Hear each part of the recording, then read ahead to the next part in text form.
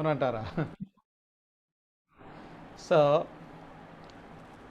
పోయిన వారం చూసిన వారు ఈ వారం కనబడతలేదు. పోయిన వారం మాట్లాడిన వారు ఈ వారము మాట్లాడలేనటువంటి పరిస్థితులు ఉన్నారు. పోయిన వారము సజీలుగా ఉన్నవారు ఈ వారము సమాధుల్లో ఉంటా ఉన్నారు. కేవలము ఆయన కృప మనల్ని బలపరుస్తూ ఉన్నది అనేటువంటి విషయాలు మనం జ్ఞాపకం చేసుకుంటూ వస్తున్నాం. అంత మాత్రమే కాకుండా దేవుడు తన ప్రణాళికల్ని మన పట్ల నెరవేరుస్తున్నాడు. నేను ఇంతకుముందు కూడా నేను చాలాసార్లు చెప్పాను, సజీవులుగా ఉన్నామనంటే అదేదో మన గొప్పతనాన్ని బట్టి కాదని, కేవలం ఆయన కృపను బట్టి మనం సజీవులుగా ఉన్నామని మనం ఇంతకుముందు కూడా జ్ఞాపకం చేసుకున్నాం. దాని తర్వాత ఇంకొకటి కూడా మనం జ్ఞాపకం చేసుకున్నాం, ఆయన సమయం అవ్వకుండా ముందు ఒక క్షణము ముందైనా ఒక క్షణము వెనకాలైనా సరే ఎవరిని కూడా తీసుకొని వెళ్ళరు అనేటువంటి విషయాన్ని మనం జ్ఞాపకం చేసుకున్నాం. ఈజ్ ఆన్ టైం అనేటువంటి విషయాలు మనము గడిచిన దినాల్లో మనం చూసాం. Is on time. మనము కొంతసార్లు మిస్ అవ్వచ్చు, కొంతసార్లు మనము టైము ల్యాప్స్ అవ్వచ్చు, కొంచెం ముందు వెనకాల అవ్వచ్చు, కానీ ఆయనకి ఎట్టి పరిస్థితుల్లో ముందు కానీ వెనక కానీ ఆయనకి అయ్యే అవకాశమే లేదు. ఎందుకనంటే ఆయన భూమిని ఆకాశమును అందులో ఉన్నటువంటి సమస్తాన్ని ఆయన సృజించినటువంటి దేవుడు. కాబట్టి ఆయన పర్ఫెక్ట్ టైమింగ్ అయింది, ఏమీ డౌట్ ఏం లేదు. చాలాసార్లు మనం ఏమనుకుంటామంటే అప్పుడే తీసుకెళ్ళిపోయే ప్రభువా, ఇప్పుడే జరిగిపోయిందా, అయ్యో కొన్ని రోజులుంటే బాగుండేది కదా, పిల్లలకి పెళ్ళి అవ్వలేదు, పిల్లలకి జాబులు రాలేదు, దాని తర్వాత ఇంకా చిన్న వయసు. అంటే హ్యూమన్లీ స్పీకింగ్ అంటే ఇవన్నీ రాంగ్ అని నేను అనట్లేదు, కానీ ఇవన్నీ కూడా రైటే. అంటే ఆ బాధలో ఆ వేదనలో మనం వాడేటువంటి పదాలు అయినప్పటికీ కూడా ప్రభు న్యాయవంతుడు, నీతిమంతుడు. ఆయన సమయాలకి ఆయన చక్కగా మెయింటైన్ చేసే, టైం మెయింటైన్ చేసేటువంటి దేవుడు. మనం అనుకుంటాం తప్ప ఆయన అనుకోడు. ప్లస్ ఇంకోటి ఏంటంటే, ఇంతకుముందు కూడా మనం ఒక స్లైడ్ మనం చూసాము, మనం ఎందుకోసము నిర్మించబడ్డాము, ఎందుకోసము రూపించబడ్డాము, ఎందుకోసము ఎన్నిక చేయబడ్డాము అని అంటే శాశ్వత కాలము ఆయనతో ఉండడానికే. ఇది భూమి మనది శాశ్వతమైనది కాదు. ఈ రాజ్యము, ఇక్కడ ఉండేటువంటి రాజ్యము, ఇక్కడ ఉండేటువంటి భోగాలు భాగ్యాలు ఇవన్నీ కూడా అశాశ్వతమైనవి. శాశ్వతమైనటువంటి రాజ్యము ప్రభుతో మనము ఉండేటువంటి రాజ్యమే శాశ్వతమైనటువంటి రాజ్యమని మనము ఇంతకుముందు మనం చూసుకున్నాం. ఈ దినము మీ మధ్యలోకి ఒక తలంపు తీసుకొని వస్తూ ఉన్నాను. మరణము మరియు నిరీక్షణ. ఒక క్రైస్తవుని యొక్క దృక్పథంలో, అంటే ఒక బిలీవర్ యొక్క కాంటెక్స్ట్లో మనము ఈ డెత్ని లేదా నిరీక్షణను మనము ఎలా చూస్తాము అనేటువంటి విషయాలను మీ మధ్యలోకి నేను తీసుకొని రావాలని కోరుతున్నాను. ఇక్కడ ఒక వచనాన్ని మాత్రమే మొదట నేను చదువుతాను, దాని తర్వాత సమయాన్ని బట్టి సందర్భాలను బట్టి ఆయా వచనాల్లోకి మనము వెళ్దాం. దయచేసి మీరు అన్మ్యూట్ చేసుకొని అలాగే ఉండి నాతో పాటు ఒక వచనాన్ని మీరు గట్టిగా బిగ్గరగా నాతో పాటు చెప్పండి. కీర్తనల గ్రంథము మ్యూట్ చేసుకొని, అంటే అన్మ్యూట్ చేయొద్దు, మ్యూట్లోనే ఉండండి. ఇప్పుడు అన్మ్యూట్ చేశారంటే అన్ని సౌండ్స్ ఎక్కువైపోతాయి.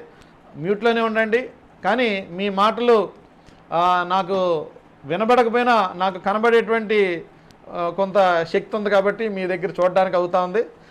కొంతమందినే చూడగలుగుతున్నాను, కొంతమందిని వారు చూడలేని పరిస్థితులు ఉన్నారు. ఓకే, వాట్ ఎవర్ మేబీ, నేను ఆ విషయాల్లో ఇంక ఎక్కువ ఇబ్బంది పెట్టాలని నేను అనుకోవట్లేదు. మీరందరూ ఉన్నారనేటువంటి, ఎదురున్నారనేటువంటి దాంతో నేను ముందుకు వెళ్తున్నాను. కీర్తనల గ్రంథము 23వ అధ్యాయము ఒక్క వచనం మాత్రమే మనం చదువుకుందాము. 4వ వచనం నేను చదువుతుంటుండగా మీరు కూడా ఒకేసారి అందరం కలిసి మనము ఈ వచనాన్ని చదువుకుందాం. 23వ కీర్తన సుపరిచితమైనటువంటి కీర్తన, సండే స్కూలు చిన్నప్పటి నుంచి పరిచయమైనటువంటి కీర్తన, అనేక మందికి కంఠస్థం వచ్చినటువంటి కీర్తన. అయితే ఈ కీర్తన అంతా మనం ధ్యానం చేయము, ఎందుకనంటే మన సహోదరుడు తమ్ముడు నాగేశ్వరరావు ఆల్రెడీ చాలా విషయాలు కాపరి గురించి, ఆయన భద్రత గురించి, ఆయన సేఫ్టీ గురించి, ఆయన హస్తం గురించి మనతోటి మాట్లాడడం జరిగింది. మనమందరము ఆరాధన కూడా చేయడం జరిగింది. ఒకే ఒక వచనాన్ని, 4వ వచనాన్ని నేను చదువుతుండగా మీరు కూడా దయచేసి అందరూ గట్టిగా చదవండి. గాఢాంధకారపు లోయలలో నేను సంచరించినను ఏ అపాయమునకు భయపడను, నీవు నాకు తోడయుందువు, నీ దుడ్డు కర్రయు నీ దండమును నన్ను ఆదరించును.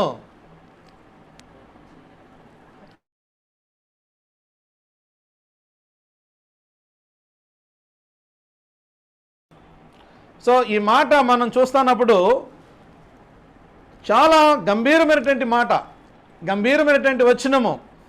గాఢాంధకారపు లోయలో నేను సంచరించినను ఏ అపాయమునకు భయపడను, నీవు నాకు తోడై ఉన్నావు.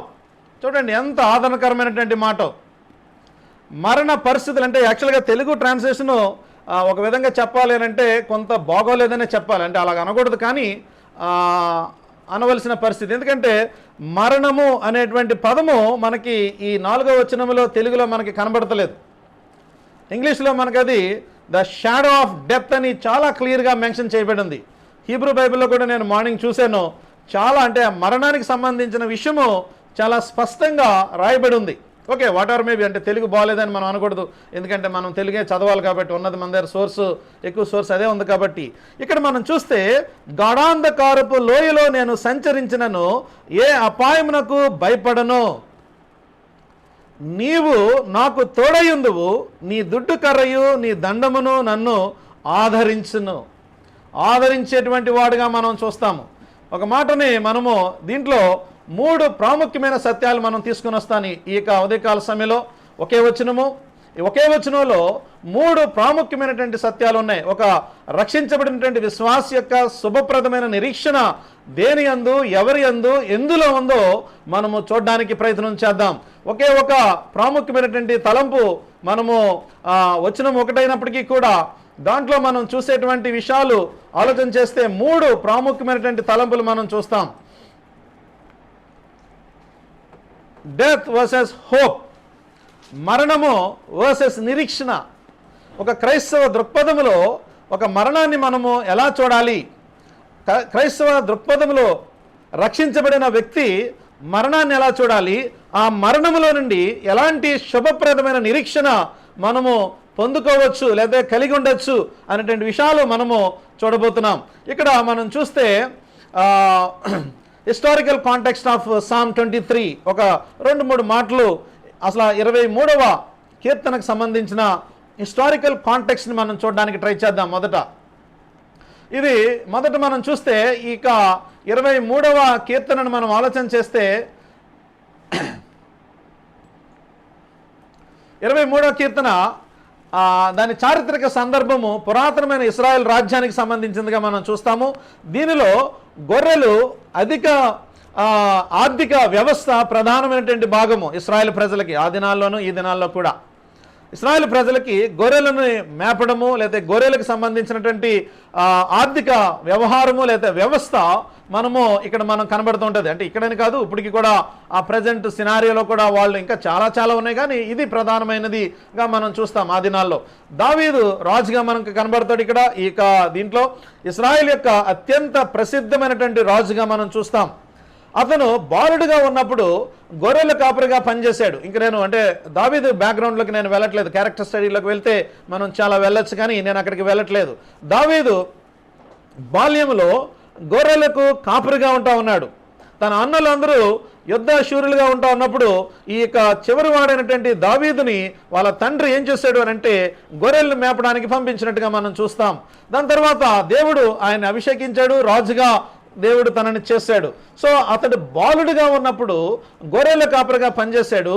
ఆ సమయాలలో చాలామంది బాలురులు కూడా, అంటే అక్కడ ఉన్నటువంటి కాంటెక్స్ట్లో మనం చూస్తే హిస్టారికల్ కాంటెక్స్ట్లో అక్కడ ఉన్నవారు చాలామంది కూడా గొర్రెల కాపరులుగా ఉంటా ఉండేవారు. కొంతమంది అంటే మంచిగా బలాన్ని, మంచిగా శరీర దృఢత్వాన్ని ఉన్నవాళ్ళు యుద్ధాల్లో ఉండేవారు, కొంచెం ప్రాముఖ్యమైనటువంటి పనులు చేసేవారు. కొంతమంది చిన్నవాళ్ళు అంటే యంగ్ ఫెలోస్, అంటే యంగ్ పీపుల్ అయితే మాత్రము అంటే చిన్న వయసులో ఉన్నవారు, అంటే 10 నుంచి 15 సంవత్సరాలు ఉన్నటువంటి వయసులో ఉన్నవారు ఏం చేసేవారంటే ఎక్కువగా గొర్రెలకి మేపడానికి లేదా గొర్రెల్ని పెంచడానికి వారిని కాపరులుగా ఉంచుకుంటా ఉండేవారు ఇంట్లో. ఆ సమయాల్లో చాలామంది బాలురు చేసినట్టుగానే దావీదు కూడా చేసినట్టుగా మనం చూస్తాం. అతని పేరుతో ముడిపడి ఉన్నటువంటి కీర్తన దావీదు కీర్తన అని మనము ఇందాక చదువుకున్నాము, ఇప్పుడు కూడా మనం చదువుతున్నాం దావీదు కీర్తన. ఈ కీర్తనలో గొర్రెల కాపరిగా తన సొంత అనుభవాన్ని ప్రతిబింబిస్తూ ఉంది. ఈ కీర్తన తన సొంత వ్యక్తిగత అనుభవాన్ని రంగరించి దాన్ని జతపరిచి రాసైనటువంటి దావీదు, అంటే చిన్నప్పుడు జరిగినటువంటి సంఘటనల్ని పెద్దయిన తర్వాత రాస్తున్నట్టుగా మనం చూస్తాం. ఎందుకంటే తన సొంత జీవితపు అనుభవంలో నుండి గొర్రెల కాపరిగా దేవుణ్ణి ప్రతిబింబిస్తూ ఉన్నాడు. ఇది వ్యక్తిగతమైన అనుభవం. ఎందుకనంటే ఈ వ్యక్తిగతమైన అనుభవాన్ని మనం ఎవరూ కాదనడానికి లేదు. వ్యక్తిగతమైన అనుభవం ఏంటంటే దేవుడు, దావీదు, గొర్రెలు ఇలాంటి ఈ యొక్క సినారియాలో ఆయన చక్కటి అనుబంధాన్ని కలిగినటువంటి వాడుగా మనం చూస్తాము. చక్కటి అనుభవాలతో రచించినటువంటి కీర్తనలు కూడా మనం చూస్తాం. అంటే ఇదంతా మనం ఎందుకు ఈ బ్యాక్గ్రౌండ్ మనం చెప్తున్నామనంటే, అంటే దావీదుకి దేవునితో ఉన్నటువంటి సంబంధము ఎలాగుంటా ఉంది అనేటువంటి విషయాలు మనకి ఇక్కడ జ్ఞాపకం చేస్తున్నాం. ఒకటి చాలా ప్రాముఖ్యమైనటువంటి విషయం అక్కడ మనము జ్ఞాపకం చేసుకుంటున్నాం. దాని తర్వాత ఇక్కడ మనం చూస్తే ఈ వచనాన్ని నేను మళ్ళీ మీకు ఒకసారి నేను చదివి వినిపిస్తాను, ఇంగ్లీష్లో తెలుగులో కూడా ఒకసారి. గాఢాంధకారపు లోయలో 23వ అధ్యాయం 4వ వచనం, గాఢాంధకారపు లోయలో నేను సంచరించినను ఏ అపాయమునకు భయపడను, నీవు నాకు తోడయుందువు, నీ దుడ్డు కర్రయు నీ దండము నన్ను ఆదరించును. ఇంగ్లీష్లో మనం చూస్తే ఈవెన్ దో ఎన్ఎస్బి వర్షన్లో, ఎన్ఎస్బి ట్రాన్స్లేషన్లో మనం చూస్తే even though I walk through the valley of the shadow of death. ఇది మనకి చాలా చాలా ప్రాముఖ్యమైనటువంటి అంశం ఈ యొక్క మధ్యాహ్నము మనము ధ్యానం చేసేదానికి. Even though I walk through the valley of the shadow of death I fear no evil for you are with me. ఇక్కడ మనం చూస్తే కొన్ని వర్బ్స్ని మనం ఐడెంటిఫై చేస్తే ఒకవేళ ఐ వాక్ అనేటువంటిది మనం చూస్తాం. దాని తర్వాత valley of the shadow of death అనేటువంటిది ఒక నౌన్గా మనం తీసుకున్నప్పటికీ కూడా ఐ ఫియర్ నో ఈవిల్, నేను భయపడను. దాని తర్వాత ఇంకోటి మనము చూస్తే you are with me, you are with me, నీవు నాకు తోడుగా ఉంటా ఉన్నావు. దాని తర్వాత మనం చూస్తే your rod and your staff they comfort me, నీ యొక్క మనం చూస్తే దుడ్డు కర్రయు నీ దండమును నన్ను ఆదరించును. Valley of the shadow of death, ఒక రక్షించబడినటువంటి వ్యక్తి మరణము గుండా ప్రయాణం చేస్తున్నప్పటికీ కూడా, మరణకరమైనటువంటి వ్యాధుల గుండా ప్రయాణం చేస్తున్నప్పటికీ కూడా, లేదా మరణమే ప్రయాణం చేస్తున్నప్పటికీ కూడా, మరణం వచ్చినప్పటికీ కూడా ఆయనకున్నటువంటి ఆదరణ ఏంటి అనంటే, ఆయనకున్నటువంటి భాగ్యము ఏంటి అనంటే నా ప్రభువు నాతోటి ఉన్నారు అనేటువంటిది. అంటే పాత నిబంధనలో దావీదు అంటే వాస్తవానికి యేసుక్రీస్తు ప్రభువారు ఆయనకి తెలియదు. అంటే తెలియదు అని అంటే సెన్స్ ఆయన ఎలా ఉంటారు అనేది ప్రవచనాత్మకమైన విషయాలు ఉన్నాయే తప్ప రియాలిటీని ఆయన చూడలేదు. రియలిస్టిక్గా ఆయన ప్రభువుని ఆయన కనబడలేదు. లేదంటే కేవలము దేవుడిచ్చినటువంటి ప్రత్యక్షతను బట్టి మాత్రమే ఆయన ఈ విషయాలను రాస్తున్నాడు. యు ఆర్ విత్ మీ, నాతోటి నీవు ఉంటావు. ఎంత అద్భుతమైనటువంటి మాట మనం చూద్దాం. ఇది 3 విషయాలు మనం చూస్తాం దీంట్లోని. అంటే ఒకే వచనము 3 ప్రాముఖ్యమైనటువంటి సత్యాలు మనం చూడడానికి ట్రై చేస్తున్నాం. ఇది ఏంటంటే మొదట మనం ఆలోచన చేస్తే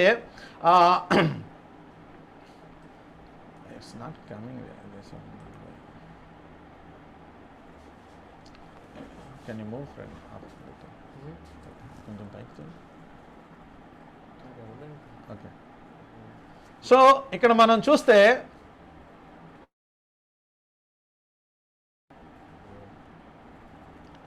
ఓకే,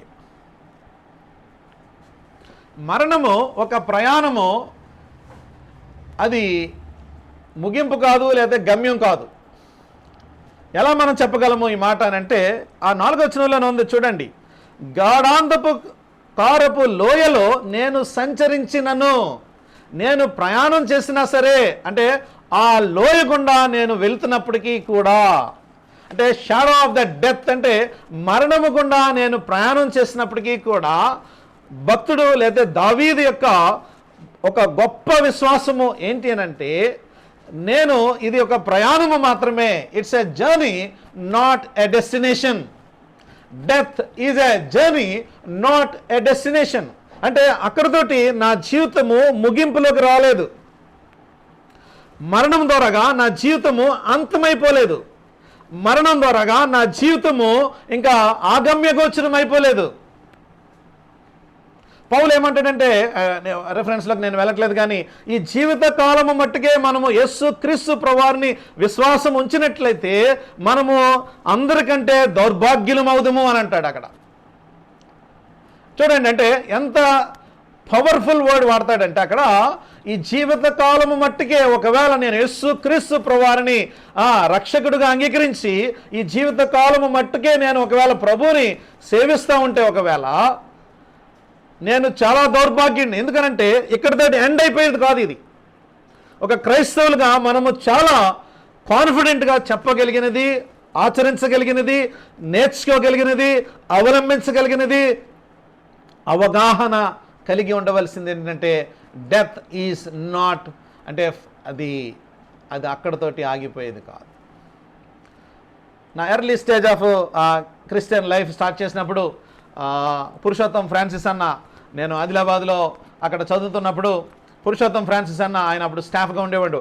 ఆయన ఒకరోజు వచ్చి అంటూ ఉన్నాడు అన్నమాట, ఇలాగా అంటే నేను కొన్ని ప్రశ్నలు అడుగుతున్న సమయాల్లో ఆయన ఒక మాట, నేను అడిగిన ప్రశ్న ఏంటంటే, అంటే చాలా ఎర్లీ స్టేజ్ ఆఫ్ నా లైఫ్, అంటే ఎర్లీ స్టేజ్ ఆఫ్ లైఫ్లో అన్న మరణము చాలా పెయిన్ఫుల్గా ఉంటుంది కదా, మరణము చాలా భయంకరంగా ఉంటుంది కదా, మరణము కొంచెం సహించడానికి తట్టుకోవడానికి చాలా కష్టంగా ఉంటుంది కదా అని అంటే, అప్పుడు అన్నాడు, అవును తమ్ముడు నిజమే కష్టంగానే ఉంటుంది, కానీ అది కామ మాత్రమే అన్నాడు.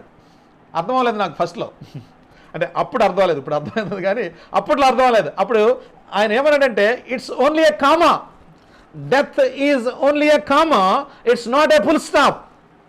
అంటే ఒక స్టేట్మెంట్ ఇంగ్లీష్లో రాస్తున్నప్పుడు కామా పెట్టేమంటే దాని అర్థం ఏంటంటే ఇంకా స్టేట్మెంట్ ఉంది అని అర్థం, ఇంకా ఆ యొక్క స్టోరీ జరుగుతుందని అర్థం, ఇంకా కథ ముందుకు వెళ్తుందని అర్థం. కామా అంటే ఏంటంటే ఒక ఫేజ్ అక్కడికి ఆగి ఫాజ్ చేసినట్టు మాత్రమే తప్ప అది అక్కడితో ఎండ్ అయిపోయినట్టు కాదు. ఫుల్ స్టాప్ పెట్టామనుకోండి ఒకవేళ, అది ఆ స్టేట్మెంట్ అక్కడితో ఎండ్ అయిపోయిందని అర్థం.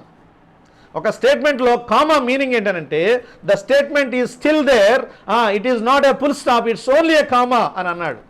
నాకు ఆ మాట అర్థం అవ్వలేదన్నా, మళ్ళీ చెప్పండి అని అన్నాను ఆ టైంలో. అని అంటే అప్పుడు అన్నమాట, ఒక క్రైస్తవుడి యొక్క మరణము కేవలము కామా మాత్రమే, అసలైంది ఫుల్ స్టాపు ఏమీ లేదు, అక్కడ ఉంటుంది మనకి శాశ్వతమైనటువంటి జీవము. యేసు ప్రభుతో మనము గడపబోయేటువంటి శాశ్వత జీవము మనం అక్కడ కలిగి ఉంటామని చెప్పాడు. అది వివరించిన తర్వాత నాకు చాలా ఆదరణ కలిగింది. ఏంటంటే, అయ్యో ఎంత పెయిన్ ఉన్న సందర్భాలలో కూడా దేవుడు మాట లేదా దేవుని యొక్క వాగ్దానాలు, దేవుని యొక్క వాక్యము ఎంత ఆదరణకరమైంది. ఉదయం కూడా మన సహోదరుడు నాగేశ్వరరావు మాట్లాడుతూ, ఆయన కాపరి, ఆయన ప్రొటెక్ట్ చేసేటువంటి వాడు, ఆయన పచ్చిక గల చోట్ల మనల్ని నడిపించేవాడు, దాని తర్వాత ఆయన పరుండజేయవాడు, శాంతికరమైన జలముల యొద్ద మనల్ని కూర్చుండబెట్టి మనల్ని నడిపించేటువంటి వాడు, నా ప్రాణమునకు ఆయన సేద తీర్చేటువంటి వాడు. చూడండి ఎంత ఆదరణకరమైనటువంటి మాటలో. మరణము కొంత భయాన్ని కలిగించవచ్చు, మరణము కొంత ఎడబాటును కలిగించవచ్చు, మరణము కొంత దగ్గర వాళ్ళని కోల్పోయినప్పుడు కొంత బాధకి పెయిన్కి ఫీల్ అవ్వచ్చు, కానీ ఒక క్రైస్తవుడి యొక్క మరణము శుభప్రదమైనటువంటి మరణము, శుభప్రదమైనటువంటి నిరీక్షణ కలిగి ఉంటా ఉన్నది. అందుకనే death is not, it's not a destination. Death is not a destination అంటే అది కంప్లీట్ అయిపోయింది, ఇంకా నా పరిస్థితి ఇంకేమీ లేదు అని అనుకోవడానికి లేదు. మరణము ఒక ప్రయాణం మాత్రమే. డెత్ ఈజ్ ఎ జర్నీ, ఇంకా చాలా జర్నీ ఉంది ఎదరా. అది ఎప్పటి వరకు జర్నీ తెలుసండి? ఆ జర్నీ ఎప్పటివరకు తెలుసా? అంటే మరణం తర్వాత జర్నీ ఎప్పటివరకు తెలుసా? దానికి అంతము లేని జర్నీ, ఎండ్ అయ్యేటువంటి జర్నీ కాదు. ఎందుకనంటే శాశ్వత కాలము యేసు క్రీస్తు ప్రభువారితోటి ఎప్పటికీ ఉండేటువంటి జీవితము. ఇది మొదటి విషయము. మనము ఆ యొక్క కీర్తనలో మనము అంటే సంచరించినను అనేటువంటి విషయాలు మనం చూస్తా ఉన్నాం. దాని తర్వాత రెండవది ఏంటంటే death is a shadow not reality. Death is a shadow, it's not reality. మరణము ఒక నీడ మాత్రమే, వాస్తవం కాదది. ఇప్పటివరకు మనం ఫస్ట్ పాయింట్లో మనం చూసింది ఏంటంటే ఆయన లోయల గుండా సంచరించినప్పటికీ కూడా పరిస్థితులు అంటే ఎంత కష్టమైనటువంటి గాఢాంధకారపు లోయలలో నేను సంచరించినప్పటికీ, నా జర్నీ వెళ్తున్నప్పటికీ కూడా మరణము అనేటువంటి షాడో అని మాత్రమే మాట్లాడుతున్నాడు. మరణము ఒక నీడ మాత్రమే. ఇది కొంత ఎక్స్ప్లెయిన్ చేస్తాను మీకు. ఈ మరణము, ఈ నీడ అనేటువంటి దాన్ని కొంత నేను మీకు ఎక్స్ప్లెయిన్ చేయడానికి ట్రై చేస్తాను. ఇది చాలా అద్భుతమైనటువంటి మాట అండి. ఈ మాట అంటే కీర్తనాకారుడు చాలా కాన్ఫిడెంట్ ఏంటంటే ఇది ఒక షాడో మాత్రమే, ఒక నీడ మాత్రమే అనేటువంటి గమనిక పరిశుద్ధాత్మ దేవుడు దావీదుకి అందించినట్టుగా మనం చూస్తున్నాం. చూడండి, షాడోకి రియాలిటీకి ఎంత వ్యత్యాసం ఉంటుంది అంటే, షాడోకి రియాలిటీకి చాలా వ్యత్యాసం ఉంటుంది. ఎందుకు అంత వ్యత్యాసం ఉంటుంది అంటే, ఒక సింపుల్ ఎగ్జాంపుల్ మనం చూస్తే, ఒకవేళ ఒక ట్రక్ ఏదైనా పెద్ద ట్రక్ మనం రోడ్డు మీద నుంచుంటే, ఒకవేళ ఒక పెద్ద ట్రక్ మన పక్క నుంచి వెళ్ళింది అనుకోండి, ట్రక్ కానీ లారీ కానీ ఏదైనా సంథింగ్ ఏదైనా సరే, మనం రోడ్డు పక్కన నుంచొని ఉన్నాము, బండి ఆఫ్ చేసో లేదా సైకిల్ మీదో లేదా దేని మీద నుంచొని ఉన్నాం, మన పక్క నుంచి ఒక పెద్ద లారీ పెద్ద లోడ్ తోటి వెళ్ళింది అనుకోండి, అప్పుడు అది మన మీద నుంచి వెళ్ళిందా లేదా దాని యొక్క నీడ మాత్రమే మన మీద పడిందా? మీరు ఇప్పుడు మాట్లాడలేని పరిస్థితి, నేనే మీకేమి మీరు ఆన్సర్ చెప్తే చాలు నాకు కనబడుతుంది మీరు. సో ఇక్కడ చాలా ప్రాముఖ్యమైన విషయం ఏంటంటే, చాలా ప్రాముఖ్యమైన సత్యం ఏంటంటే, ఆ లారీ ఆ నీడ మాత్రమే మన మీద పడుతుంది. అది కూడా సూర్యరశ్మి నీడ అటువైపుగా పడుతున్నప్పుడు మన పక్కన లారీ, అంత పెద్ద లారీ మన మీద నుంచి వెళ్ళిపోయినట్టుగా ఉంటుంది. కానీ నిజంగా లారీ వెళ్ళిందా అంటే లారీ వెళ్ళలేదు, కేవలము నీడ మాత్రమే వెళ్ళింది. ఒక అద్భుతమైన సత్యం చెప్తాను, మీరందరూ చాలా సంతోషిస్తారు ఆ సత్యాన్ని బట్టి. 2000 సంవత్సరాల క్రితము ఆ లారీ, ఆ మరణం అనే లారీ యేసు క్రీస్తు మీదుగా వెళ్ళింది. ఆయన చనిపోయాడు, ఆయన మరణించాడు, ఆయన సమాధి చేయబడ్డాడు. ఆ మరణం అనేటువంటి లారీ 2000 సంవత్సరాల క్రితము నా ప్రభు మీద, మీ ప్రభు మీద ఆయన ఎక్కించుకొని వెళ్ళిపోయాడు పైన. ఇప్పుడు ఆయన చనిపోయాడు కాబట్టి ఇప్పుడు కేవలం అది నీడ మాత్రమే మన మీద వెళ్తుంది. అది ఆయన మీద వెళ్ళిపోయింది లారీ, ఆ మరణం అనేటువంటి లారీ ఆయన మీద వెళ్ళిపోయింది కాబట్టి ఇప్పుడు నీవు నేను కేవలము నీడ మీద మాత్రమే వెళ్తున్నాము, కేవలము నీడ మాత్రమే వెళ్తున్నాము. చూడండి ఒకసారి హెబ్రీ గ్రంథకర్త 2వ అధ్యాయము 14 నుంచి 15 వచనాలు. హెబ్రీ గ్రంథకర్త 2వ అధ్యాయం 14.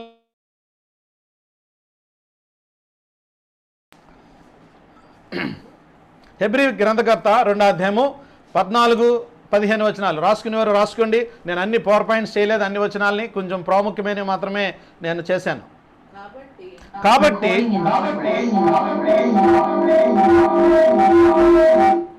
నాకు వినబడితే చాలా, అక్కడక్కర్లేదు. కాబట్టి ఆ పిల్లలు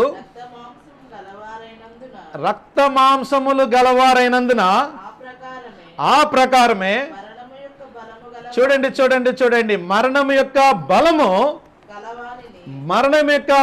గలవారిని అనగా అపవాదిని మరణము ద్వారా నశింపజేయుటకు, చూడండి చూడండి చూడండి, జీవిత కాలము మట్టుకు, జీవిత కాలమంతయు మరణ భయము చేత దాస్యముకు లోబడిన వారిని విడిపించుటకు ఆయన కూడా రక్త మాంసములలో పాలివాడాయను. ఎంత అద్భుతమైన వచనమో తెలుసండి. 2000 సంవత్సరాల క్రితము ఆయన మీదకి ఆ మరణం అనేటువంటి ట్రక్ లేదా లారీ వెళ్ళిపోయింది. జీవితకాలపు మరణ భయముతోటి జీవిస్తున్నటువంటి మనకి ఇప్పుడు అది కేవలము నీడ మాత్రమే. ఇప్పుడు అది చాలాసార్లు నీడ వెళ్ళినప్పటికీ కూడా అమ్మో నా పక్క నుంచే వెళ్ళిపోయింది అని అనుకుంటూ ఉంటాం మనం చాలాసార్లు. అదే కొంచెమైతే ఎక్కిసి ఉండేది అని అనుకుంటూ ఉండేవాళ్ళం. కదా, అవునా లేదంటారా? అంటే ఆ నీడ వెళ్తేనే, అంత పెద్ద నీడ వెళ్ళగానే కొన్నిసార్లు భయం మాట. అంటే నీడ వెళ్తేనే భయపడుతున్నట్టే ఒకవేళ నిజమైన మరణము అంటే ఇంకా ఎప్పటికి ఎటర్నిటీ అయితే అది ఇంకెంత ఘోరంగా ఉంటుందో పరిస్థితి. దేవుడు దానిని నీ కొరకు నా కొరకు తప్పించాడు. అందుకనే చాలా పవర్ఫుల్గా ఈ 14వ వచనము మాట్లాడుతున్నాడు. కాబట్టి ఆ పిల్లలు రక్త మాంసములు గలవారైనందున ఆ ప్రకారమే మరణము యొక్క బలము గలవాని. చూడండి, చాలా ఇంపార్టెంట్. మరణము యొక్క బలము గలవాని అంటే సాతానుడు సంబంధమైన మరణముని, అనగా అపవాదిని మరణము ద్వారా నశింపజేయుటకు, జీవితకాలం అంతయు మరణ భయము చేత దాస్యమునకు లోబడిన వారిని విడిపించుటకును ఆయన కూడా రక్త మాంసములలో పాలివాడాయన.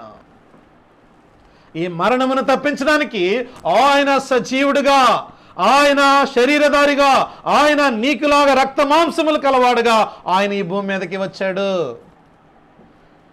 జీవితకాలపు మరణ భయం నుండి మనల్ని తప్పించడానికి. ఇప్పుడు ఒక చిన్న ప్రశ్న, మీరు సమాధానం చెప్పద్దు కానీ మీకు మీరే చెప్పుకోండి. ఇంకా మరణం గురించి భయపడుతున్నావా? Are you still fearing death? No, మనకు ఆ భయం లేదు. భయం ఎవరికి ఉంటుందో తెలుసా? నేను తర్వాత చెప్తాను. ఇంకా కొంచెం వెళ్తుంది, ఇంకా పవర్ పాయింట్స్లో వస్తాయి అవన్నీ. మరణ భయం ఎవరికి ఉంటుందో నేను తర్వాత చెప్తాను. కానీ మనకు మాత్రము ఆయన భయము అంటే మరణ భయము మనకి లేదు. చాలా అంటే ప్రశాంతంగా, చాలా సిద్ధపాటుతో, ఈ మాట నన్ను మళ్ళీ చెప్తున్నాను నేను, చాలా ప్రశాంతంగా, చాలా సిద్ధపాటుతో, చాలా ప్రిపేర్డ్గా మనము ప్రభుని ఎదుర్కోవడానికి సిద్ధంగా ఉన్నాము. ఒకవేళ అలాంటి ప్రిపరేషన్ ఒకవేళ లేకపోతే స్టిల్ టైం ఉంది ఇంకా మనకి. అంటే ఒకవేళ ఎవరి మీదైనా ఇష్యూస్ ఉంటే, ఎవరి మీదైనా కాంట్రడిక్షన్స్ ఉంటే, ఏ విషయం మీదైనా సరే కాంప్లికేషన్స్ ఉంటే మనకి సమయం దేవుడిస్తూ ఉన్నాడు. కాబట్టి ప్రతి దాన్ని సెటిల్ చేసుకొని థింగ్స్ అన్నిటిని ఆయన ఎదుటికి వెళ్ళడానికి, ఆయన సన్నిధిలో ఉండడానికి, శాశ్వత కాలము ఆయనతో మనం ఉండడానికి మనము సిద్ధపడి ఉన్నటువంటి వారము. ఎంత అద్భుతమైన విషయం అది చూడండి. It's a shadow. మొదటిది అనుకున్నాము it's a journey, it's not a destination. రెండోదేమో it's a shadow, it's not reality. Reality యేసుక్రీస్తు ప్రభువారు. ఇక్కడ మనము చూసినటువంటి వచనంలో మనం చూస్తున్నాం. ఈ మాటలు మనం ఆలోచన చేస్తున్నప్పుడు ఇంకొక మాట కూడా నాకు జ్ఞాపకం వస్తుంది. ఒకసారి చూడండి, 1 కొరింథీ రాసిన పత్రిక 15వ అధ్యాయము. ఈ మాట కూడా నాకు జ్ఞాపకం వస్తుంది. ఒకసారి చూడండి, 1 కొరింథీ రాసిన పత్రిక 15వ అధ్యాయము 55వ వచనం. ఇట్స్ ఏ షాడో అనేటువంటి దానికి, అది రియాలిటీ కాదనేటువంటి దానికి, విజయాన్ని దేవుడు మనకు అనుగ్రహించాడు అనే దానికి, శుభప్రదమైన నిరీక్షణ మనం కలిగి ఉండేటువంటి దానికి ఆయన చాలా చక్కగా మాట్లాడేటువంటి మాట ఏంటంటే 55వ వచనం దగ్గర నుంచి చూడండి ఒకసారి. ఓ మరణమా నీ విజయం ఎక్కడా? ఓ మరణమా నీ ముళ్ళు ఎక్కడా?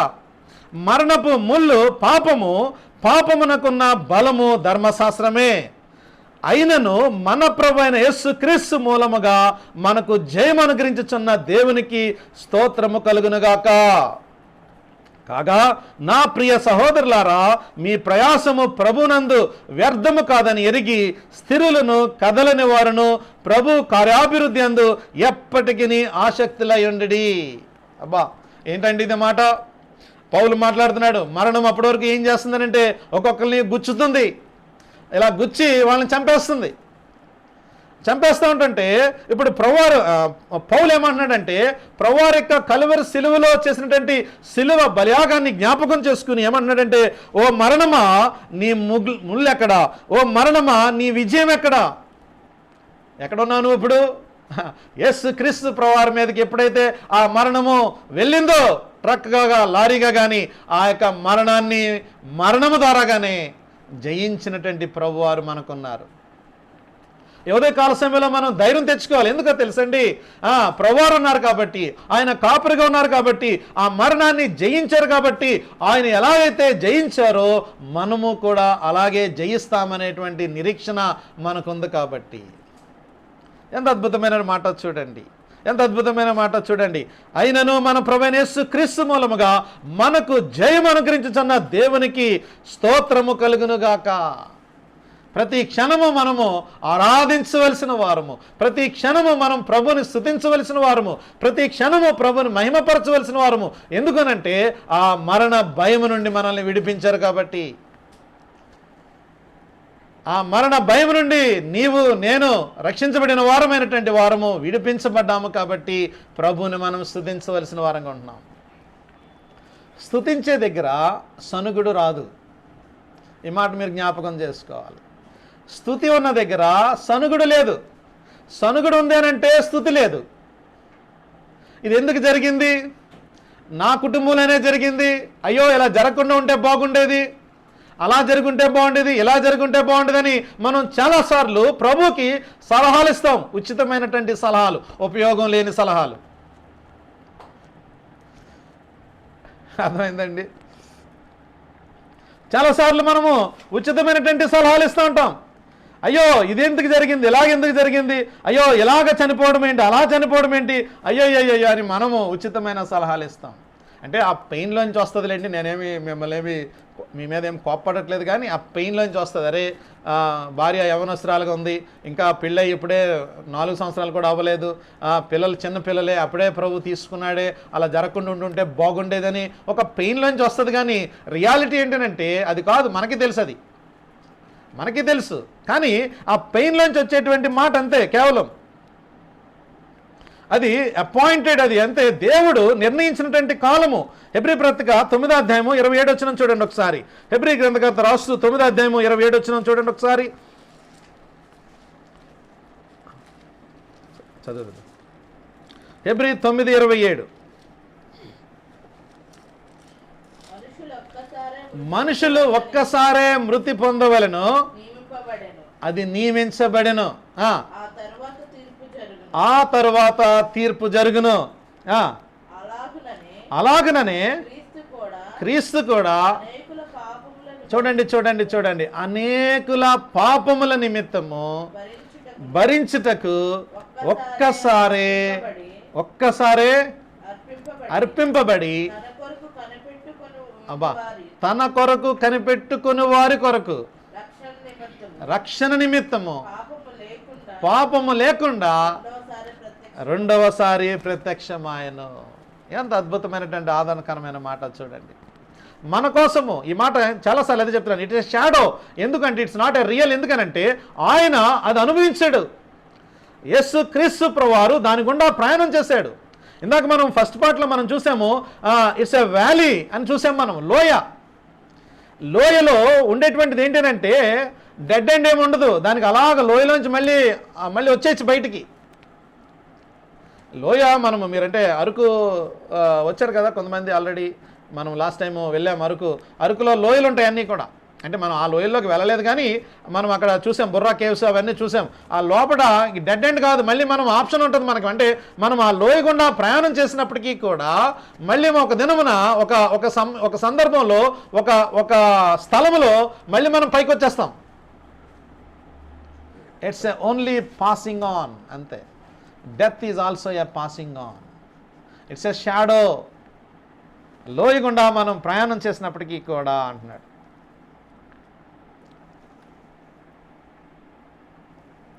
కొంతకాలము మనం దాంట్లో ఉండాలి, అంతే. కొంతకాలము ఈ భూమి మీద మనం జీవించడానికి దేవుడు అవకాశం ఇచ్చాడు. ఆ జీవించినటువంటి జీవితము యథార్థముగా, పవిత్రంగా, పరిశుద్ధంగా, ప్రభుని ప్రేమిస్తూ ప్రభుకి ఇష్టమైనటువంటి జీవితాన్ని జీవించడానికి మనకి ఈ భూమి మీద ఆయుష్ను పెంచుతా ఉన్నాడు. మనం గొప్పవారం కాదు. ఇందాక నేను ఆ మాట కూడా చెప్పాను మీకు. మనం గొప్పవారమని, లేదా మన దగ్గర చాలా ధనం ఉందని, లేదా మన దగ్గర మంచి ఇమ్యూనిటీ ఉందని, లేదా మన దగ్గర కెపబిలిటీస్ ఉన్నాయని, కెపాసిటీస్ ఉన్నాయని కాదు.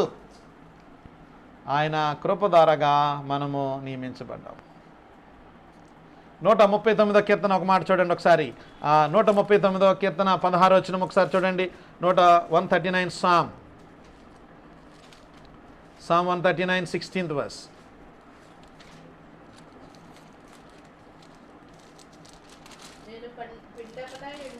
నేను పిండమునై ఉండగా నీ కనులు నన్ను చూచెను. చూడండి చూడండి చూడండి, ఈ మాట చాలా ఇంపార్టెంట్. మీరు అండర్లైన్ చేసుకోవాలి మీ బైబిల్లో. నియమించబడిన దినములన్నీ ఒక్కటైనా కాక మునిపే నా దినములన్నీ నీ గ్రంథములో లిఖితములాయను. ఏంటండి ఇది? ఏంటండి ఈ మాట ఆదరణ ఇవ్వట్లేదా మనకి ఈ మధ్యాహ్న కాల సమయంలో? ఈ మాట మనకి బలాన్ని ఇవ్వట్లేదా ఈ మధ్యాహ్న కాల సమయంలో? చూడండి, all my days are numbered అంటే ప్రతి గడియ కూడా 16వ వచనంలో నేను పిండమునై ఉండగా నీ కన్నులు నన్ను చూచెను, నియమించబడిన దినములలో ఒక్కటైనా కాకమునిపే నా దినములన్నీ నీ గ్రంథములో లిఖితములాయను. ఎప్పుడు ఈ భూమి మీదకి రావాలి, ఏ దేశంలో పుట్టాలి, ఏ తల్లిదండ్రులకు పుట్టాలి, ఎలా పుట్టాలి, అంగవైకల్యంగా పుట్టాలా లేదా మంచి ఆరోగ్యవంతులుగా పుట్టాలా, మంచి ఇంటెలిజెన్స్ తోటి పుట్టాలా లేకపోతే బుద్ధి లేనివాడుగా పుట్టాలా, ఇవన్నీ అంటే అన్ని డిజైన్ చేయబడినవి, ముందుగానే నిర్ణయించబడినవి.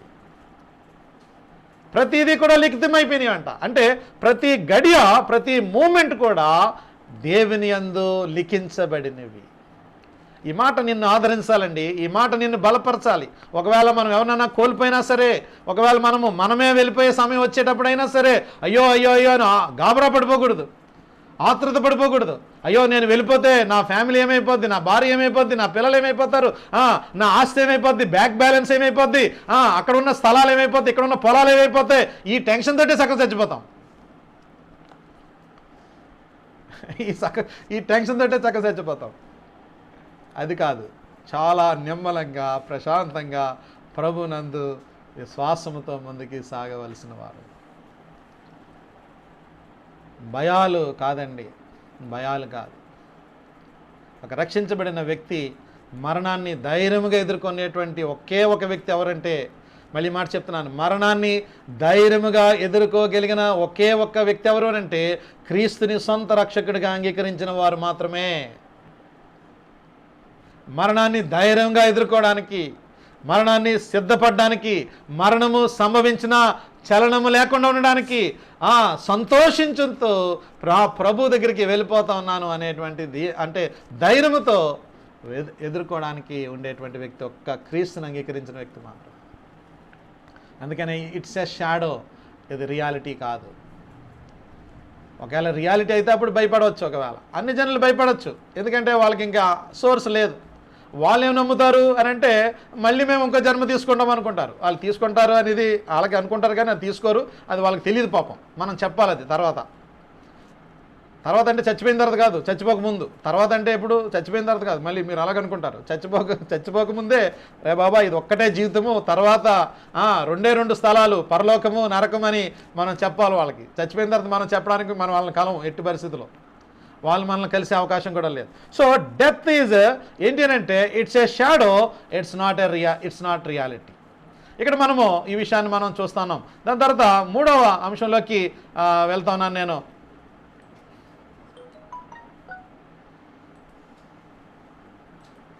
మూడోది ఏంటంటే death is lonely but you are never alone. మరణము ఒంటరిగా, ఇట్స్ ఎ జర్నీ. మనం చూసాము ఎ సోల్స్ జర్నీ, అంటే death is a journey not a destination. మనం ఇందాక చూసినటువంటి భాగము. రెండోది అంటే డెడ్ ఎండ్ లేదు దానికి, అంటే డెడ్ ఎండ్ ఉన్నదని అనుకోవద్దు దయచేసి. ఇది మనం మొదటి భాగం చూసాం. రెండోది ఏం చూసామంటే ఇట్స్ ఎ షాడో, మరణము నీడ మాత్రమే, వాస్తవం కాదు. It's a shadow not a reality. చూడండి ఈ ఇమేజ్ చాలా ఎక్సలెంట్గా అంటే గూగుల్లో నాకు దొరికింది. అంటే అంటే కట్టెను వేసినట్టుగా ఉంది కానీ వాస్తవం అంటే లోపల ఆకాశము దాని తర్వాత అదంతా కూడా కనబడుతున్నట్టుగా ఉంది కానీ చాలా అంటే షాడో లాగా ఉంది ఇదంతా కూడా. ఎప్పుడైతే దీన్ని తీసి చూస్తూ ఉన్నాడో, అంటే ఆ కట్టెన్ లాంటిది ఏదైతే తీసి చూస్తూ ఉన్నారో అప్పుడు వెనకాల ఉన్నటువంటిది రియాలిటీ కనబడుతుంది కానీ ఇది రియాలిటీగా ఉన్నట్టుగా ఉంది కానీ but it is a shadow. మరణము ఒక నీడ మాత్రమే, వాస్తవం కాదు. The shadow of death. చూడండి ఇది కూడా అంటే అటువైపుని ఉన్నవి మనకి స్పష్టంగా కనబడదు కొన్నిసార్లు, అది ఒక షాడోగా ఉంటుంది తప్ప రియల్ కాదు. సేమ్ డెత్ కూడా అంతే, మనం ధైర్యము వహించడానికి ముందుకు వెళ్ళడానికి. మూడో పార్ట్ ఏంటంటే death is lonely but you are never alone. మరణము ఒంటరిగా వెళ్ళవలసిందే కానీ మీరు ఒంటరిగా లేరు. ఎక్కడుంది ఈ మాట? మళ్ళీ 4వ వచనమే చూడండి ఒకసారి. 4వ వచనం మళ్ళీ చూస్తే మీకు అక్కడ చాలా స్పష్టంగా ఉన్నటువంటిది ఏంటంటే ఇంగ్లీష్లో even though I walk through the valley of the shadow of death I fear no evil, you are with me, you are with me. Death is lonely. వీళ్ళందరినీ విడిచిపెట్టి వెళ్ళాలి, దాంట్లో డౌట్ ఏం లేదు. కానీ అంటే ఆ మాట మనం చూస్తే, నీవు నాకు తోడయుందువు అంటే మరణములో కూడా తోడై ఉండేటువంటి దేవుడు ఈయన. చాలామంది చెప్తూ ఉంటారు, నేను నీతోటి చచ్చిపోతాను, నీతోటి ఉంటాను, నువ్వు చచ్చేంతటి ఇష్టం నాకు, అంటే నువ్వు చచ్చే అంటే అంటే అంత ఇష్టం నాకు నువ్వు అని అంటారు చాలామంది. కానీ ఇవన్నీ ఫ్యాక్ట్ కాదు, ఇవన్నీ ఫ్యాక్ట్ కాదు. ఇందాక మన తమ్ముడు రవి ప్రార్థన చేస్తూ కుటుంబం వారే దగ్గరికి రాలేనటువంటి పరిస్థితి కాదంటారా? ఎన్ని సంఘటనలు మనం చూస్తున్నాము, ఎన్ని ఆ వీడియోస్ మనం చూస్తూ ఉంటుంటే చలించిపోయేటువంటి వీడియోస్. కన్న కొడుకు, కన్న తల్లి, కన్న భార్య, అంటే ఇన్ ద సెన్స్ భార్య, తల్లి, కూతురు, కొడుకు ఎవరు కూడా దగ్గరికి రాలేకుండా ప్రొక్లైనర్స్ తోటి ఆ బాడీని దాంట్లో బరియల్ చేస్తున్నట్టుగా మనం చూసిన వీడియోస్ ఉన్నాయి. ఒక ఆయనైతే ట్రాక్టర్ మీద తీసుకుని వెళ్తున్నారు. మరి మీరు అది చూసారో లేదో నాకు తెలియదు, కానీ ట్రాక్టర్ మీద చచ్చిపోయినటువంటి వ్యక్తిని తీసుకుని వెళ్తే ఆ యొక్క బరియల్ గ్రౌండ్ దగ్గర ఆ సమాధి దగ్గరికి వెళ్ళిన తర్వాత ట్రాక్టర్ వెనకాల ఎలాగా హైడ్రాలిక్ లిఫ్ట్ తోటి పైకి లేస్తుంది, వెనకాల లేస్తుంటే ఆ బాడీ అలాగ వెళ్ళిపోయి ఆ యొక్క గోతులో వెళ్ళిపోయింది. అంటే ముట్టుకోవడానికి కూడా ఎవరు రాలే. లోన్లీయే, నేను కాదంటలేదు, ఎవరో రారు నీతోటి. నువ్వు చనిపోయేటప్పుడు నలుగురిని తీసుకెళ్ళడానికి కుదరదు. నాతో పాటు రండి, కొంచెం నాకు తోడుగా ఉంటారు, నాకు కొంచెం భయంగా ఉంది, ఏం జరుగుతుందో నాకు తెలియదు, మీరు కూడా వస్తారో నాతోటి, రారు ఎవరు. 1 కిలోమీటర్ నడమంటే నడుస్తారేమో నీతోటి, ఒక 100 రూపాయలు లేదా 1000 రూపాయలు సాయం చేయమంటే చేస్తారేమో నీతోటి. నీకు అనారోగ్యంగా ఉంది, కొంచెం రక్తం ఇవ్వమంటే ఇస్తారేమో, ఒకవేళ నేత్రదానం చేయొచ్చు, ఒకవేళ అవయవాలు దానం చేయొచ్చు, ఒకవేళ కిడ్నీస్ 2 ఉంటే 1 కిడ్నీ ఇవ్వచ్చు మనం. ఇప్పటికీ మీకు తెలుసు అనుకుంటున్నాను ఇవన్నీ కూడా. అంటే 1 కిడ్నీతో కూడా మనం బ్రతకచ్చు. లివర్ ట్రాన్స్ప్లాంట్ చేసేటప్పుడు మన లివర్ని కొంచెం తీసి కూడా ఇవ్వచ్చు, అవయవాలు ఇవ్వచ్చు. కానీ మరణంలో మాత్రం ఎవరు రారు మనతోటి. అందరూ ఇక్కడ అందరూ ఇక్కడ ఉండిపోవలసిందే. మనమే వెళ్తాం, లోన్లీగానే వెళ్తాం. కానీ ఇక్కడ లోన్లీగా వెళ్తాం అనేటువంటి ఆలోచన ఈ కీర్తనకారుడు ఎలా చెప్తున్నాడు అని అంటే, ఒంటరిగా నేను వెళ్తున్నప్పటికీ కూడా నాకు తోడుగా ఉన్నవాడు ఈయన, నాకు తోడుగా ఉన్నవాడు, నాతో నడిచేటువంటి వాడు, నీవు నాకు తోడై ఉన్నావు. అబ్బా, అద్భుతమైనటువంటి మాట అండి. ఈ మాట ఎంత ఆదరణకరమైనటువంటి మాట అంటే 4వ వచనంలో, నీవు నాకు తోడై ఉందువు, నీ దుడ్డు కర్రయు నీ దండమును నన్ను ఆదరించును. నీవు నాతోటి వస్తావు, నాతోటి ఉంటావు. అసలు రావడం అనే దానికంటే, ఉండడం అనే దానికంటే మనమే ఆయన దగ్గరికి వెళ్తామనేది ఇంకా ఎగ్జాక్ట్ మీనింగ్. ఆయన దగ్గరికి మనము రెప్పపాటులోనే మనం ఇక్కడ ఇలాగా అయిపోయిన వెంటనే అలా వెళ్ళిపోవడమే పైకి. ఆయనతోటి మనము ఉండేటువంటి స్కోప్. శిష్యులు 4 సువార్తల్లో మనం చూస్తే 3.5 సంవత్సరాలు ప్రభుతోటి ఉన్నారు. 3.5 సంవత్సరాలు ఆయనతోటి తిన్నారు, ఉన్నారు, అనుభవించారు, స్వస్థతలు చూశారు, వాక్యం విన్నారు, అన్నీ వ్యక్తిగతంగా అనుభవించారు. ఆయన చనిపోయిన తర్వాత, అంటే సెన్స్ అంటే ఆయన మరణించిన తర్వాత పేతురు అంటాడు, నేను చేపలు పట్టుకోవడానికి వెళ్ళిపోతున్నాను, వల ఉంది నాకు రెడీగా, అక్కడ తగిలించి వచ్చాను ఇంట్లో అంటాడు. పెద్ద ఆయన పేతురే ఎలాగంటే, నెక్స్ట్ యోహాను, నెక్స్ట్ యాకోబు, వీళ్ళు జాలర్లు కాబట్టి వాళ్ళు అంటారు, అయ్యా నువ్వే వెళ్ళిపోతే మేము వచ్చేస్తాం నీతోటి, మాకు ఇంకేమేందో సోర్స్ ఏముంది మాకు అని అంటారు. వెంటనే ప్రభువారు ప్రత్యక్షమై వాళ్ళకి జ్ఞాపకం చేసి చివరి ఆజ్ఞ, the great command, the great commission ఇచ్చినప్పుడు అంటాడు చివరి మాట, మత్తయి సువార్త 28వ అధ్యాయం చివరి మాట, I will be with you till the end of the ages. నేను సదాకాలము మీతో కూడా ఉన్నాను. ఆయన శారీరకంగా మన మధ్యలో లేనప్పటికీ కూడా ఆయన మనతో ఉన్నాడు. మరణించిన తర్వాత మనం ఆయనతో ఉంటాం. ఇంకెంతకంటే ఇంకేం కావాలండి? ఎంతకంటే హోప్ ఏం కావాలి మనకి ఒక క్రైస్తవుడిగా? సజీవులుగా ఉన్నప్పుడేమో మనతోటి ఉన్నాడు, చనిపోయిన తర్వాత ఏమో మనం ఆయనతో ఉంటాం. ఇంకేం కావాలి చెప్పండి ఒకసారి. ఎంత ఆదరణమైనటువంటి మాటలనంటే దేవుడు ఆ చక్కటి విషయాలను అక్కడ మనకి జ్ఞాపకం చేస్తున్నాడు. ఆ చక్కటి విషయాలను మనకి జ్ఞాపకం చేస్తున్నాడు. చివరిది ఆ మాట ఏంటంటే ఆయన మనతోటి ఉండేటువంటి ఆయన, మనతోటి వచ్చేటువంటి ఆయన, నడిచేటువంటి ఆయన. Death is lonely but you are never alone. మరణం ఒంటరిగా వెళ్ళవలసిందే, కానీ మీరు మాత్రం ఒంటరిగా లేరు, ఎందుకంటే ప్రభుతోటి ఉన్నారు. చాలామంది అవి చెప్తారు ఇవి చెప్తారు, కానీ అక్కడి వరకే, సమాధి వరకే వస్తారు. ఒకవేళ వస్తే కూడా అక్కడి నుంచి రాలేరు ఇంక ముందుకి మనతోటి. మహా వస్తే సమాధి వరకు రాగలుగుతారు, కానీ అక్కడి నుంచి మనతో రాలేరు. అక్కడి నుంచి రాగలిగిన వారు, మనం వెళ్ళగలిగిన స్థలము ఏంటంటే కేవలము ప్రభువారు మాత్రమే.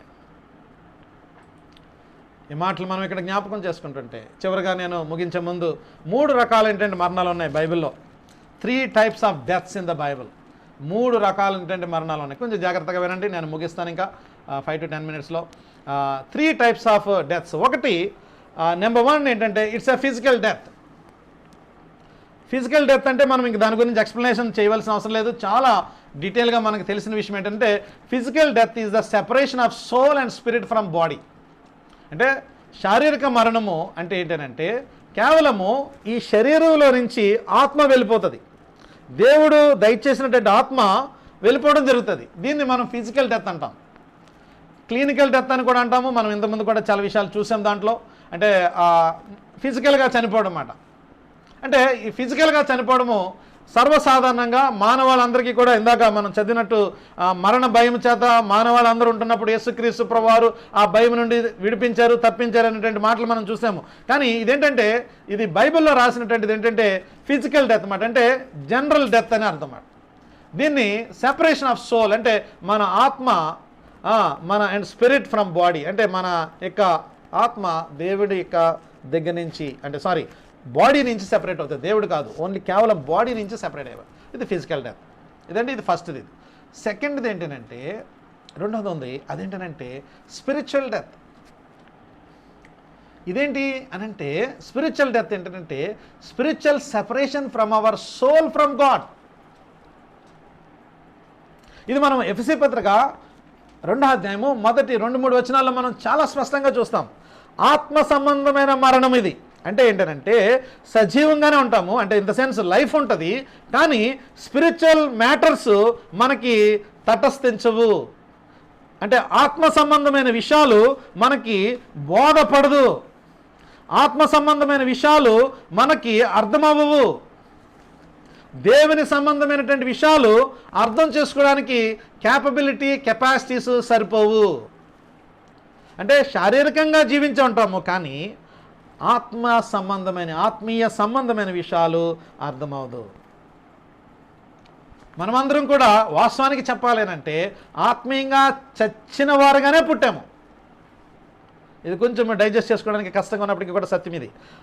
అంటే మనం అందరము కూడా ఆత్మీయంగా చచ్చిన వారుగానే పుట్టాము. దీన్ని మనం ఏమంటామంటే దేవునితోటి ఎలాంటి సంబంధము కూడా లేదు, మనకి దేవునితో ఎలాంటి సహవాసము కూడా లేదు, ఆత్మీయంగా మరణించిన వాళ్ళము. అలాంటి వారిని ఎఫెసీ పత్రిక 2వ అధ్యాయం ఒకసారి ఇప్పుడు మీరు చదివితే చాలా బాగా అర్థమవుతుంది. ఈ యొక్క స్పిరిచువల్ డెత్ గురించిన విషయాలు, దేవుడు ఎలాంటి సహాయం మనకు అక్కడ చేశాడో మనకు అక్కడ జ్ఞాపకం చేస్తాడు. 2వ అధ్యాయము, మీరు అపరాధముల చేతను పాపముల చేతను మీరు చచ్చిన వారై ఉండగా, ఏంటనండి ఆత్మీయంగా చచ్చిపోయిన వారై ఉండగా ఆయన మిమ్మల్ని క్రీస్తుతో కూడా బ్రతికించును.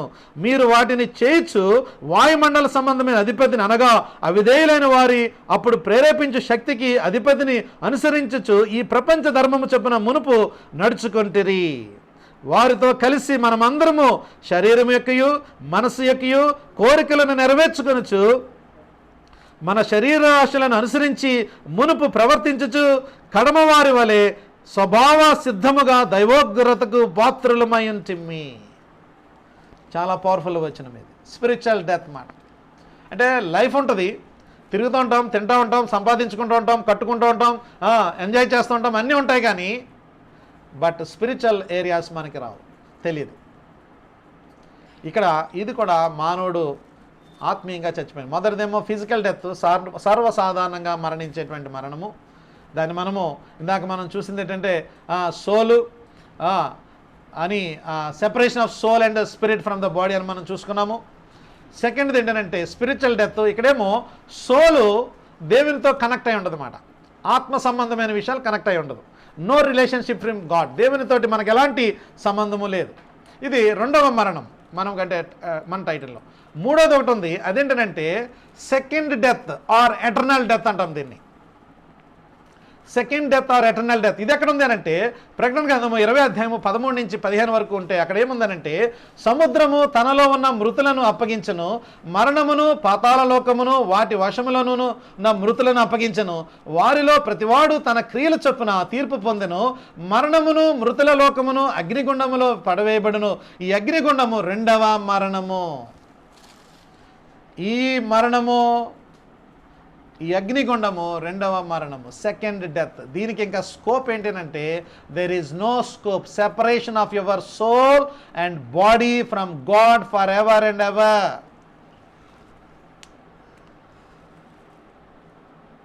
ఫర్ ఎవర్ అండ్ ఎవర్, ఎప్పటికీ ఇంకా మళ్ళీ వెనకకి రాలేనటువంటిది, రీగెయిన్ చేయలేనటువంటిది, రీకన్సిల్ చేయలేనటువంటిది, రెన్యూ చేయలేనిది, రివైవ్ అవ్వలేనివి ఏంటంటే యేసు క్రీస్తు ప్రభువాన్ని అంగీకరించకుండా చనిపోతే వాళ్ళు ఏమవుతారు అనంటే రెండవ మరణాన్ని పొందుతారు. ఒక చిన్న స్టేట్మెంట్ చెప్తాను ఇక్కడ. ఏంటంటే 2 బర్త్డేస్ చేసుకుంటే, ఒకవేళ 2 బర్త్డేస్, నా మాట చాలా జాగ్రత్తగా వినండి, 2 బర్త్డేస్ చేసుకుంటే, అంటే ఒక బర్త్డే ఏమో ఫిజికల్గా మనం పుట్టినందుకు చేసుకునే బర్త్డే, రెండోదేమో యేసుక్రీస్తు ప్రభువాన్ని అంగీకరించినటువంటి బర్త్డే, అది స్పిరిచువల్ బర్త్డే అంటాం. 2 బర్త్డేలు మనం చేసుకుంటే ఒకవేళ మనకి ఒకే మరణం ఉంటుంది. 2 సార్లు జన్మిస్తే ఒక్కసారి మరణిస్తాం. అంటే రెండో మరణము అది ఫుల్ స్టాపు అని అనుకోలేదు కదా, కామా అనుకున్నాం. ఇందాక నుంచి మనం ఆ విషయాలు మనం ఆల్రెడీ చూసాం. అది జర్నీయే కానీ డెస్టినేషన్ కాదని మనం ఇందా చూసాం. అంటే రక్షించబడిన వ్యక్తి మొదట సాధారణమైనటువంటి జన్మ తీసుకుంటాడు, రెండోదేమో యేసుక్రీస్తులో నూతన జన్మ తీసుకుంటాడు.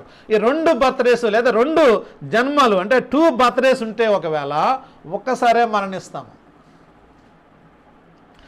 లేదండి నాకు అలా కుదరదు అని అంటే, నేను ఒక్కసారే చనిపోతాను అని అంటే మళ్ళీ రెండోసారి కూడా చనిపోవాలి.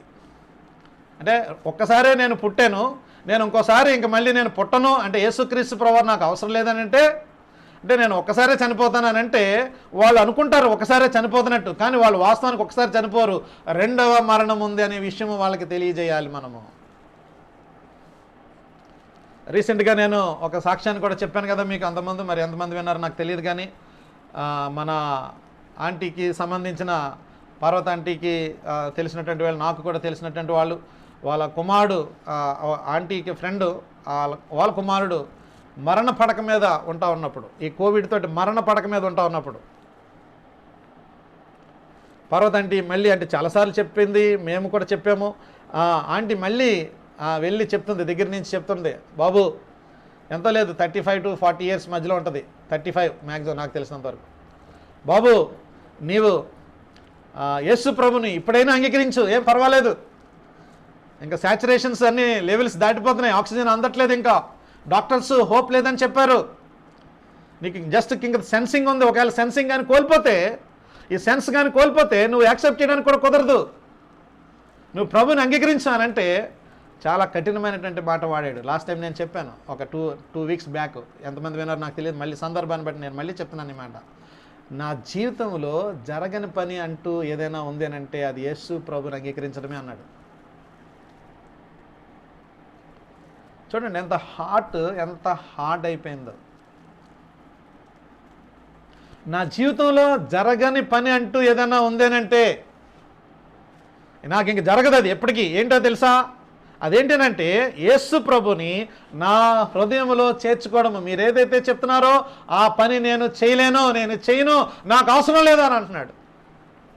ఇప్పుడు ఇలాంటి వ్యక్తి ఒకసారి చనిపోతాడు, కానీ ఎటర్నల్గా ఎప్పటికీ second death or eternal death అని అంటుంది. నువ్వు ఒక్కసారే బ్రతికితే, పుడితే 2 సార్లు చనిపోవాలి. 2 సార్లు పుడితే ఒక్కసారే చనిపోవాలి. Simple statement. ఇంకా అంటే కన్క్లూడింగ్ ఇది. జాగ్రత్త సుమా. ఎవరైనా ఉన్నారా నీకు తెలిసిన వాళ్ళు? అలాంటి వాళ్ళు మంచిగా ఫోన్ చేయండి. పరిస్థితి ఎలా ఉంటుందో తెలియదు మనకి. ఫోన్ చేసి చెప్పండి. లాస్ట్ వీక్ చంద్రికతో మాట్లాడినప్పుడు చంద్రిక చెప్తుంది వాళ్ళ బ్రదర్తో షేర్ చేసిందంట గాస్పెల్. కోవిడ్ వచ్చింది, పరిస్థితి బాగోలేదు, ప్రభుని అంగీకరించలేదు. చంద్రిక చెప్తుంది, ఏమని చెప్తుందంటే, అన్న నేను సువార్త చెప్పానన్న మా అన్నయ్యకి, అంటే సొంత అన్నయ్య కాదు, పెద్దమ్మ కొడుకు మాట, సువార్త చెప్పానన్న అంగీకరిస్తానని చెప్తున్నాడు. మంచిదమ్మా, ఇంకా ఫాలోఅప్ చేస్తూ ఉండు. ఒకవేళ బ్రతికితే మంచిది, బ్రతకపోతే అంగీకరించేటట్టుగా నువ్వు తనని ముందుకు తీసుకుని వెళ్ళు. ప్రభుని అంటే అంగీకరించేటట్టుగా మనం కాదు, ప్రభువే అంగీకరించేటట్టు చేస్తాడు, కానీ మనం చెప్పవలసిన బాధ్యత ఇదండి. చాలా ఇంపార్టెంట్ అండి మన జీవితాల్లో. చాలా ఇంపార్టెంట్. 3 విషయాలు ఉంది. ఫిజికల్ డెత్, అది సాధారణంగా చనిపోయేటువంటిది. ఇందులో దేనికి దానికి ఏం సంబంధాలు ఏముండవు. Only just separation of soul and spirit from the body. రెండోది స్పిరిచువల్ డెత్.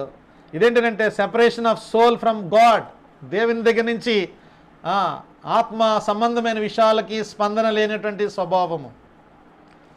మూడోది ఏంటంటే ఎటర్నల్ డెత్, రెండవ మరణము. ఇదేంటంటే separation of soul and body from God for ever and for ever, ఎప్పటికీ ఇంకా అవకాశం లేదు. ఇంకా చనిపోయేలోపు ప్రభుని అంగీకరిస్తేనే గుడ్, లేకపోతే ఇంకా అయిపోయినట్టు అక్కడ. సో ఇక ఉదయకాల సమయంలో లేదా మధ్యాహ్న కాల సమయంలో నీవు నేను ఎంతటి సిద్ధపాటు కలిగి ఉన్నామో మనకి ఇక్కడ జ్ఞాపకం చేసుకుంటున్నాం. నీకు నాకు ఎలాంటి సిద్ధపాటు దేవుడు ఇస్తా ఉన్నాడో జ్ఞాపకం చేసుకుంటున్నాం. 3 విషయాలు మనం చూసాము 4వ వచనంలో నుంచి. ఒకటి ఏంటంటే death is a journey, not a destination. అది కేవలము ప్రయాణం మాత్రమే, అది ముగింపు కాదు. ఎందుకంటే నేను సంచరించినా, నేను లోయల గుండా వెళ్ళినా, ఎలాంటి మరణ పరిస్థితుల గుండా నేను ప్రయాణం చేసినా అది కేవలము నా ప్రయాణం మాత్రమే, ఆగేటువంటిది కాదు అని మొదటిది చూసాము.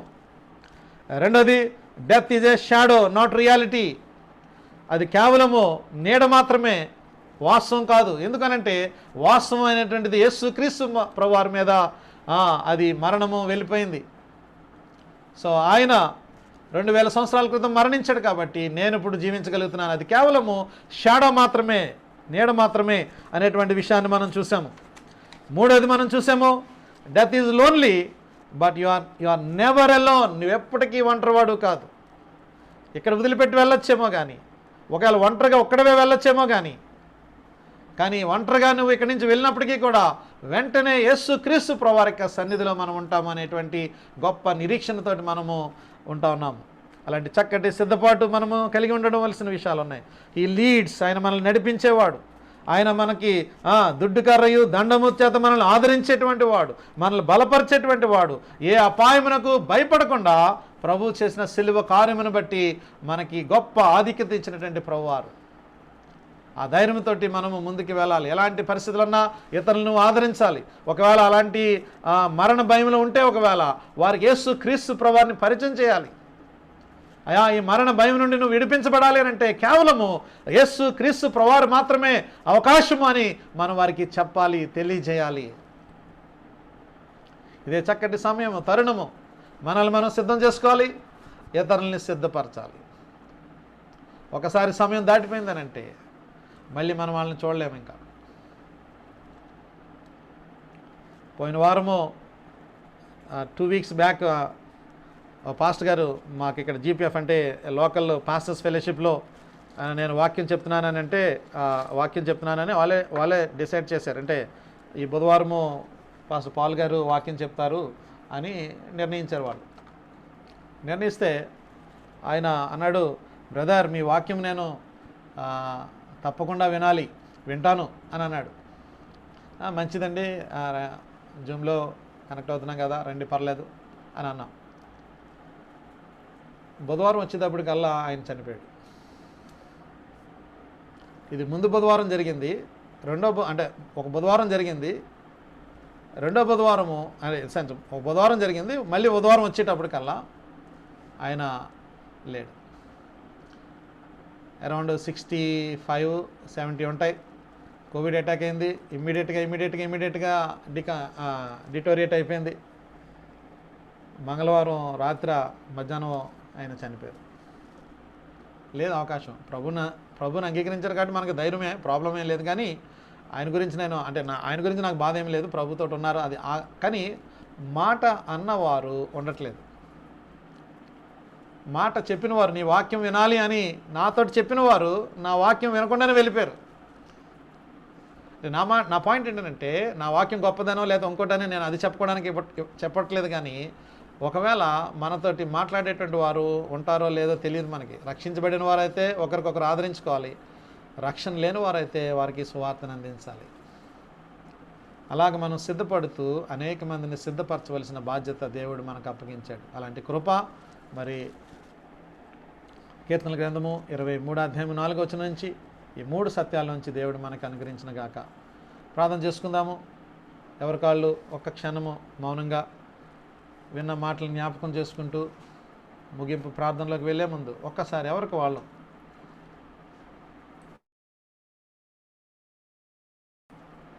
ఒక్కసారి మనం ఎవరికి వాళ్ళము, ప్రభువా నేను సిద్ధంగా ఉన్నానా, యామ్ ఐ రెడీ?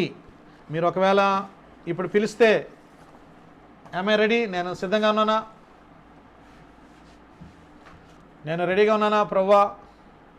ఒకవేళ రెడీగా లేకపోతే దేవుడు ఇంకొక అవకాశం ఇస్తున్నాడేమో. ఒకవేళ రక్షణ పొందడం గురించి కాదు నేను మాట్లాడేది, రక్షణ ఆల్రెడీ పొందావు, సరి చేసుకోవడానికి, సెటిల్ చేసుకోవడానికి, థింగ్స్ అన్నీ కూడా సెటిల్ చేసుకోవడానికి స్టిల్ టైమ్ ఈజ్ దేర్.